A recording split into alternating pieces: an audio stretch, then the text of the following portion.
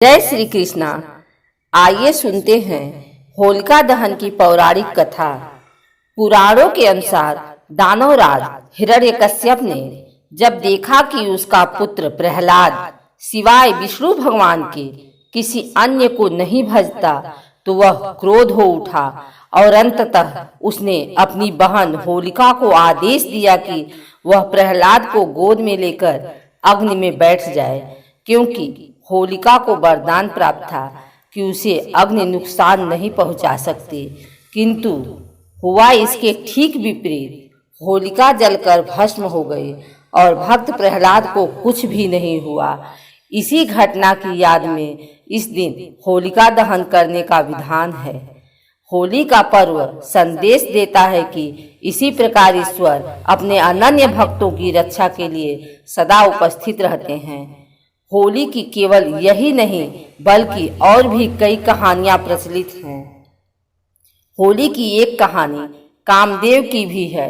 पार्वती शिव से विवाह करना चाहती थी, लेकिन तपस्या में लीन शिव का ध्यान उनकी तरफ गया ही नहीं। ऐसे में प्यार के देवता कामदेव आगे आए और उन्होंने शिव पर पुष्प बाण चला दिया। तपस्या भंग होने से शिव को इतना गुस्सा आया कि उन्होंने अपनी तीसरी आंख खोल दी और उनके क्रोध की अग्नि में कामदेव भस्म हो गए। कामदेव के भस्म हो जाने पर उनकी पत्नी रति रोने लगी और शिव से कामदेव को जीवित करने की गुहार लगाई।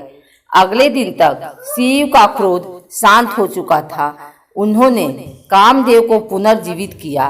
कामदेव के भस्म होने के बाद होलिका जलाई जाती है और उनके जीवित होने की खुशी में रंगों का त्योहार मनाया जाता है। महाभारत की एक कहानी के मुताबिक युधिष्ठिर को श्री कृष्ण ने बताया, एक बार श्री राम के एक पूर्वज रघु के शासन में एक असुर महिला थी। उसे कोई भी नहीं मार सकता था, क्योंकि वह एक वरदान द्वारा संरक्षित थी। उसे गली में खेल रहे बच्चों के अलावा किसी से भी डर नहीं था। एक दिन गुरु वशिष्ठ ने बताया कि उसे मारा जा सकता है यदि बच्चे अपने हाथों में लकड़ी के छोटे टुकड़े लेकर शहर के बाहरी इलाके के पास चले जाएं और सूखी घास के साथ साथ उनका ढेर लगाकर जला दें। फिर उसके चारों ओर परिक्रमा दें, नृत्य करें, ताली बजाएं, गाना गाएं और नगाड़े बजाएं। फिर ऐसा ही किया गया। इस दिन को एक उत्सव के रूप में मनाया गया, जो बुराई पर एक मासूम दिल की जीत का प्रतीक है।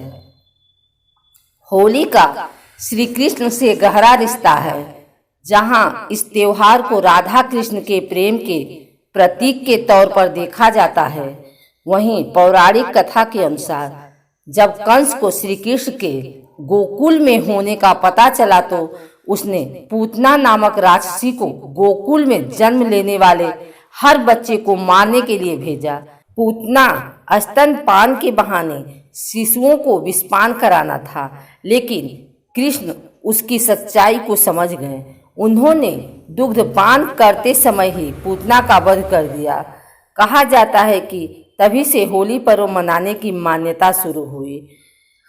विंध्य पर्वतों के निकट स्थित रामगढ़ में मिले एक ईसा से 300 वर्ष पुराने अभिलेख में भी इसका उल्लेख मिलता है।